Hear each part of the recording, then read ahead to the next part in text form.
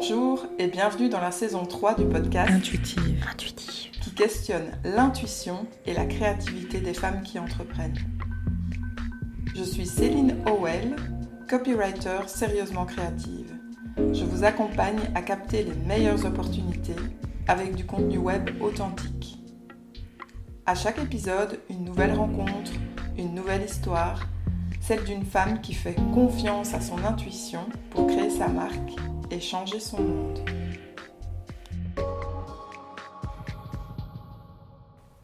Suivre sa joie, c'est suivre sa voix. C'est le mantra de mon invité. Pour inaugurer cette saison 3, j'ai eu le plaisir de m'entretenir avec Meissa Djia, illustratrice et animatrice d'ateliers créatifs à Mons. Dans cet épisode, il a été question de papillons dans le ventre, de faire des tâches, de charge mentale, de collage, de jeux d'enfants, de manifestations et bien d'autres choses encore. Tu l'entendras, Meissa ne craint pas sa créativité. Elle s'en amuse et en a fait une véritable force pour parvenir à faire de sa passion son métier. Il était une fois la créativité avec Meissa Djia. Eh bien alors moi c'est Meissa Djia, je suis illustratrice et animatrice artistique au sein de mon propre lieu qui est situé à Mons, à la fabrique d'Arion, pardon. Et j'ai toujours été créative depuis toute petite, je dessine, je crée des choses. Et pendant très très longtemps, je me suis cherchée. Aujourd'hui, j'ai 30 ans, même 31 ans depuis ce week-end.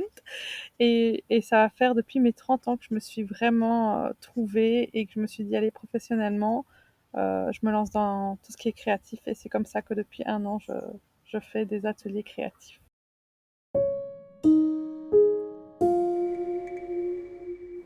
Intuitive.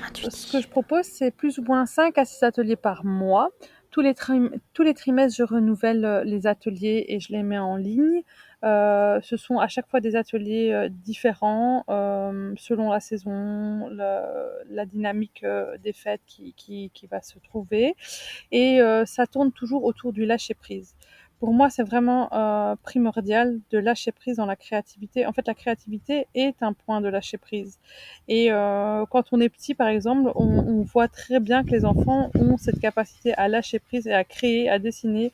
On pourrait croire que ça ne ressemble à rien ce qu'ils font. Et pourtant, c'est quand même quelque chose de concret, en fait. Ils vivent le moment présent et la créativité, c'est exactement ça. Et donc, dans tout le long des ateliers que je mets en place, que ce soit de l'aquarelle, du carnet créatif ou, par exemple, créer un attrape-rêve, eh bien, franchement, le mot qui prime dans tout ça, c'est le lâcher-prise. Il faut dire ce qui est, mes ateliers parlent plus à des femmes. Pourquoi ? Parce que, en règle générale, dans la société actuelle que l'on a, les femmes ont une charge mentale. Et donc, du coup, les ateliers sont propices à ce qu'elles lâchent prise, tout simplement. Parce que qu'on soit une femme, une mère, ou même qu'on ne le soit pas, il y a toujours quelque chose qui nous attend à la maison, que ce soit du linge, un enfant, un repas à faire. Enfin voilà, on a toujours une priorité avant nous. Et donc, même si on se dit, je vais faire de l'aquarelle chez moi à la maison, eh bien, il y aura toujours quelque chose qui va être plus important que l'aquarelle. Et on va toujours mettre ça à plus tard. Tandis que dans mes ateliers, on a pris un rendez-vous, on est, entre guillemets, forcé à y aller puisque c'est mis dans l'agenda, on l'a payé, enfin voilà, il faut qu'on y aille. Et donc, peu importe ce qui va nous arriver, on va y aller. Et en fait, là, on a vraiment pris 2 heures pour soi de sa bulle. Et c'est ça qui est chouette, en fait. Parce que quand on ressort de ces ateliers-là, en règle générale, les femmes me disent « Oh, mais j'ai passé 2 heures où j'ai rien vu passer. J'ai vraiment pensé qu'à moi, j'ai créé. » Et du coup, en règle générale, le retour, c'est souvent en ayant pris ce temps pour moi, j'arrive à faire plus vite ce que j'ai à faire ou je suis moins fatiguée, je suis plus présente et toutes des choses comme ça, quoi. Et une fois qu'elles arrivent à mes ateliers, dans les premières minutes, elles sont pas dans le lâcher prise tout de suite parce que il y a tous les tracas encore de la vie du quotidien qui est dans la tête. Mais au fur et à mesure, j'arrive à les plonger dans cette atmosphère qui est la créativité et le lâcher prise, qui fait que à un moment donné ou à un autre de la séance, de l'activité qu'on est en train de faire, elle lâche prise et la frustration et tout ce qui s'en accommode, on va dire ça comme ça, et ben s'en va quoi. Et là, elles arrivent vraiment à prendre ce temps pour elles. Et ça, c'est juste génial, quoi. Franchement, quand j'arrive à voir ces personnes qui sont là, qui lâchent prise, je suis juste trop contente, quoi. Parce que c'est vraiment le but des ateliers créatifs que je mets en place.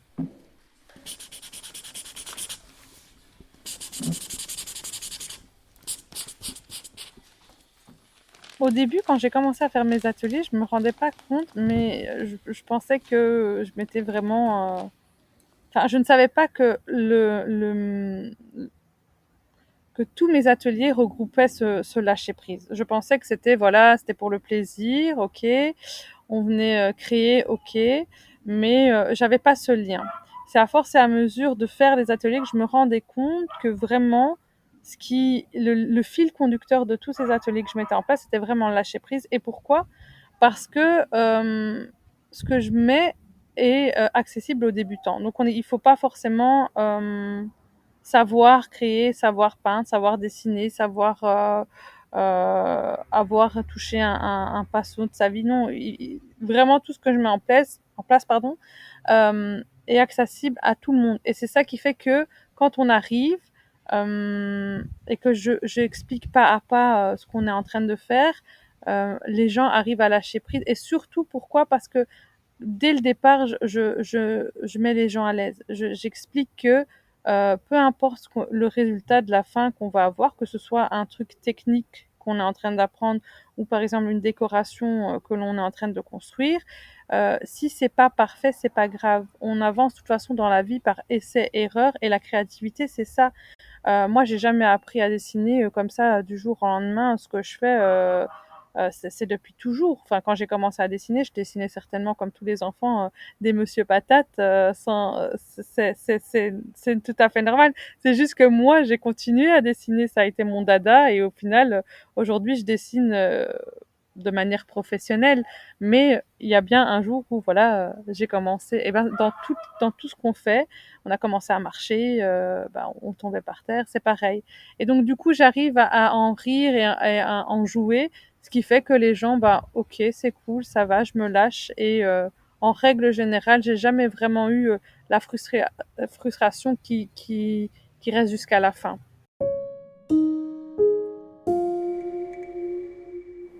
Intuitive. Une fois, j'ai une participante qui m'a dit, moi, quand j'achète un cahier, je fais une tâche, je fais un bête krabucha à l'intérieur et comme ça, cette frustration, elle est partie. Et j'ai trouvé ça génial parce que je me suis dit, mais c'est exactement ça, c'est ce qu'il faut faire, c'est on fait son premier truc dessus, ok, une tâche de café et c'est cool. Après, on lâche prise sur ça et on se laisse aller et on met ce qui nous vient dans la tête comme un enfant en fait.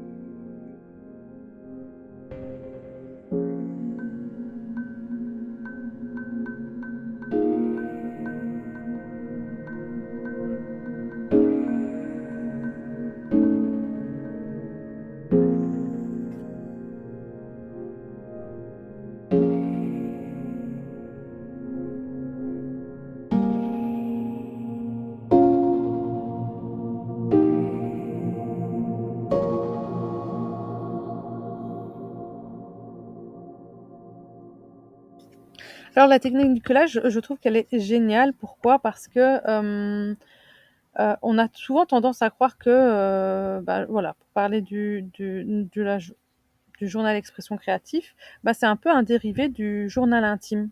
Dans le journal intime, ce qu'on fait, c'est qu'on écrit des mots, des textes pendant, bah, voilà, pendant un petit moment. Il y en a qui n'ont pas cette capacité à écrire les mots. Ils ont des difficultés avec ça. Bah, notamment moi. Moi, j'ai toujours trouvé la difficulté d'écrire des longs textes, d'écrire ce que je ressentais. Et moi, ce que j'ai pu mettre en place, bah, c'était le collage. C'est que je découpais, j'imprimais des pages ou je prenais des magazines, je déchirais, et je faisais ce qui me venait par la tête, je le mettais sur papier. Et en fait, c'est comme ça que j'exprimais mes journées, pardon, et mes émotions, mes sentiments que j'avais sur la journée, comme on pourrait faire sur un journal intime en écrivant, ben, je le faisais avec le collage. Et ce qui est chouette dans le collage, c'est que on fait appel à tous ses sens. Contrairement à l'écriture où on va réfléchir, on va faire appel à son intellect, et bien là, dans le collage, on va faire appel au sens du toucher, du coup, des couleurs, des émotions. Et du coup, là, vraiment, on part sur le lâcher-prise total de, son, de sa conscience et de son inconscient, pardon. Et ça, c'est génial. C'est pour ça que je mets beaucoup en place le collage et j'en parle beaucoup sur les réseaux sociaux et surtout dans mes ateliers parce que je pense que on ne prend pas assez en considération cet aspect en fait de la créativité. Mine de rien, ça aide aussi à faire aller autant l'imagination que son cerveau parce que va falloir tout ce qu'on a découpé, tout ce qu'on veut coller, savoir comment le mettre en place sur le papier, dans la surface que l'on a. Souvent, c'est des petits cahiers que l'on a, on n'utilise pas des grands carnets. Et donc, du coup, c'est tout un processus aussi qui amène à prendre vraiment ce temps de savoir comment le mettre sur le papier, quoi. Et souvent, quand on revient sur les collages que l'on a faits, il y a des interprétations qu'on s'attendait pas, enfin que c'est l'inconscient qui a mis en place. Moi, souvent, quand je reviens sur mes collages, pardon, c'est comme si, c'est drôle, hein, c'est un bizarre ce que je vais dire, mais comme si j'avais prévu d'avance ce que j'allais faire. Genre, des fois, m'amuse à faire des collages sur mes objectifs, par exemple, et donc je colle certaines choses inconsciemment en me disant, oh ben j'aime bien, ça, c'est chouette, ce truc que j'ai trouvé dans le magazine, etc., etc. Et quand je reviens dessus, bah, c'est hyper troublant parce que c'est exactement ce qui m'est arrivé. Ou c'est les couleurs dans lesquelles j'étais. Bah, pour tout te dire, les lieux dans lesquels je suis, la fabrique d'Arion, j'avais fait un collage un an auparavant où je voulais créer avec des gens. J'avais mis des ateliers, j'avais mis vraiment plein de choses autour de tout ça. Et il y avait un vert olive qui revenait très souvent dans tout le collage, dans les lieux que j'avais découpés. Et en fait, le lieu où je suis, il y a du vert partout. Les murs sont verts, les couleurs, la DA des lieux de la fabrique d'Arion, c'est du vert olive. C'est exactement le vert qui est dans, dans, dans mes objectifs en collage. Et j'ai trouvé ça fou, quoi. C'est comme si, indirectement, la loi de l'attraction m'avait amené à ce lieu, quoi.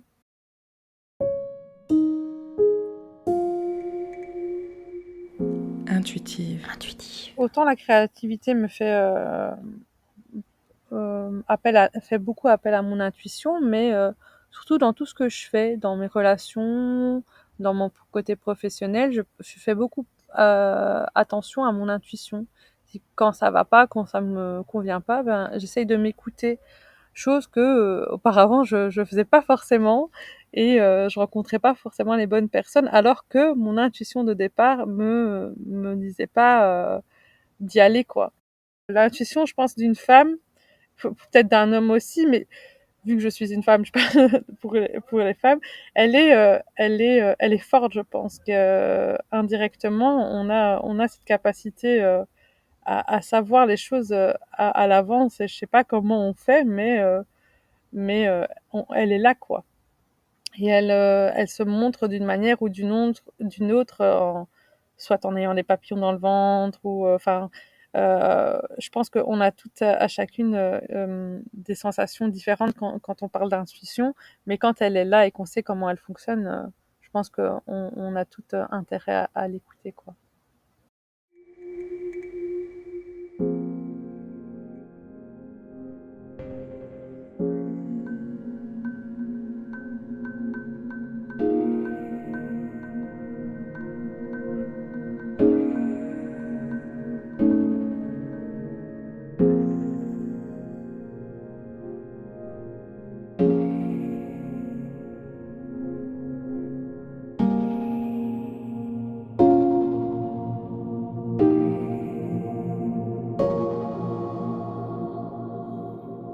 Il y a un an et demi, plus ou moins, ben, j'étais vraiment au bout du rouleau. Ça n'allait vraiment pas, mais en tout cas professionnellement, moi, je n'y arrivais plus parce que j'avais vraiment besoin de travailler de manière passionnée.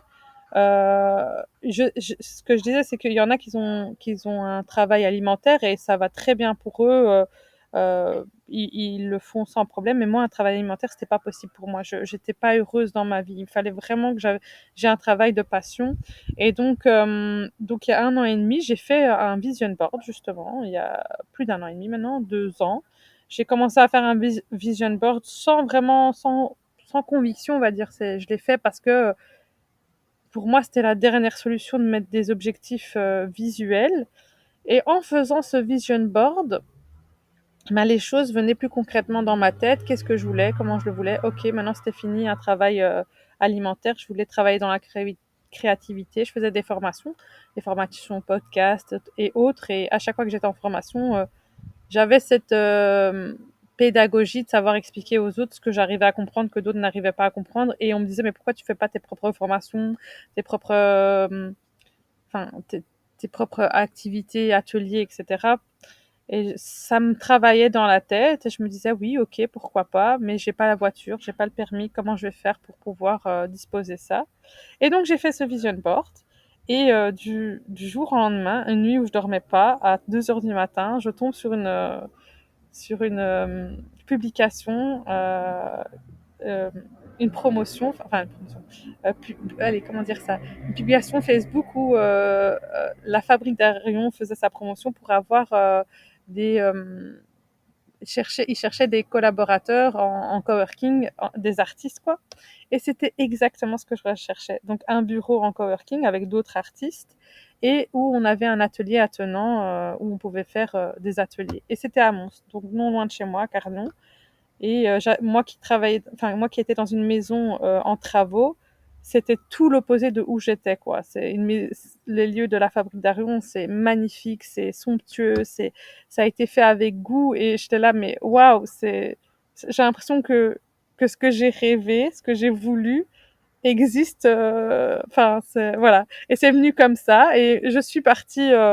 Donc j'ai envoyé un message à Jacqueline qui tient les lieux en lui disant que ça m'intéressait. On s'était donné rendez-vous et là, coup de foudre avec elle, ça a été juste magnifique. Alors que moi, j'étais arrivée, juste, j'avais pas d'argent, j'avais rien, j'avais pas fait d'économie pour pouvoir me lancer là-dedans. Et je lui faisais comprendre, je lui dis, bah, j'ai rien, mais j'aimerais bien me lancer. Et elle me dit, mais il n'y a pas de souci. Et j'ai trouvé ça hyper drôle avec le recul parce que je me suis dit, moi, je me serais vue arriver comme ça, mais je ne l'aurais pas pris, cette fille, parce que c'était pas possible.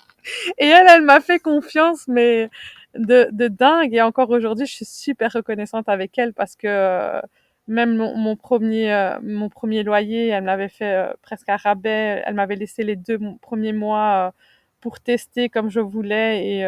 Et franchement, j'ai été hyper contente. Et en fait, j'ai amené à moi des personnes, des gens, des lieux qui, euh, qui m'ont aidé et qui m'ont soutenu, mais d'une force, enfin voilà. Aujourd'hui, je suis super reconnaissante de ça et je crois vraiment que quand on est dans ce mood où on veut y arriver, enfin, c'est même pas une question de vouloir, hein, parce que je me dis que le déclic, vraiment, ça a été ce moment où je me suis dit que tout ça, je l'ai imaginé, je l'ai vu, il est arrivé, il est là concrètement, physiquement.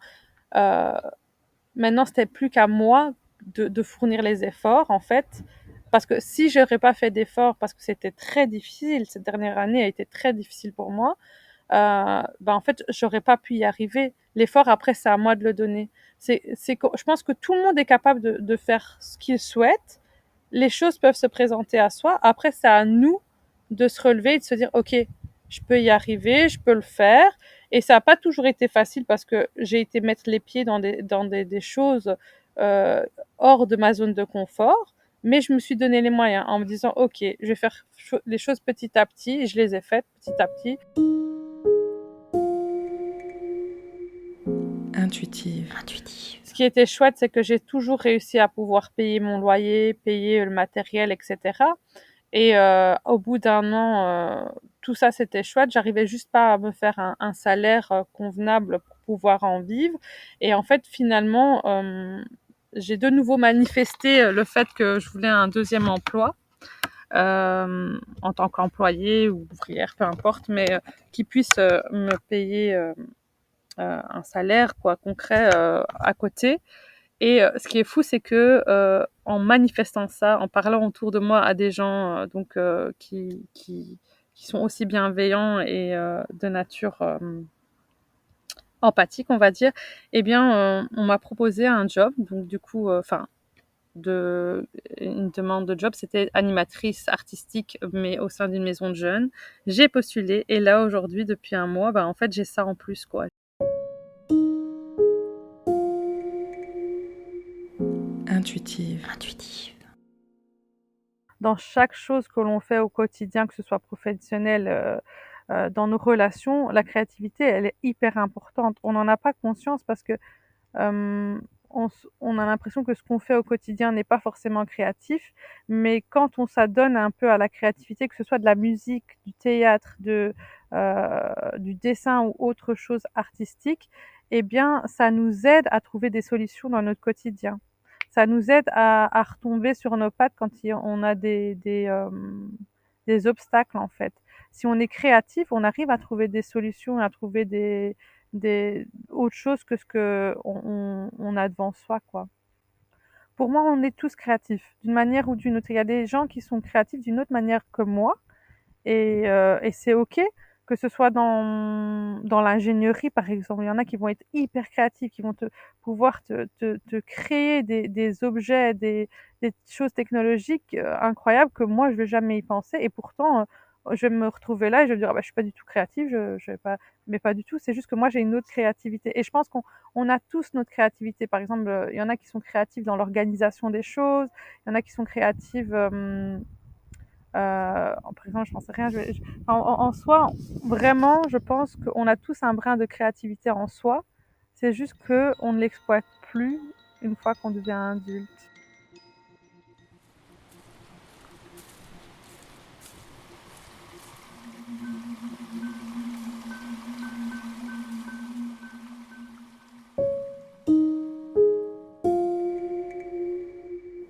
Intuitive. Merci d'avoir écouté cet épisode. Pour soutenir le podcast, rien de plus simple. Partage-le autour de toi, abonne-toi et donne-lui 5 étoiles dans Apple Podcast ou sur ta plateforme d'écoute préférée. Pour découvrir mes invités et toute mon actu en avant-première, inscris-toi gratuitement à ma newsletter via mon site internet céline-howell.com. Pour terminer, j'aimerais remercier chaleureusement la musicienne Anne-Sophie Marquand pour la réalisation de la bande-son de ce podcast.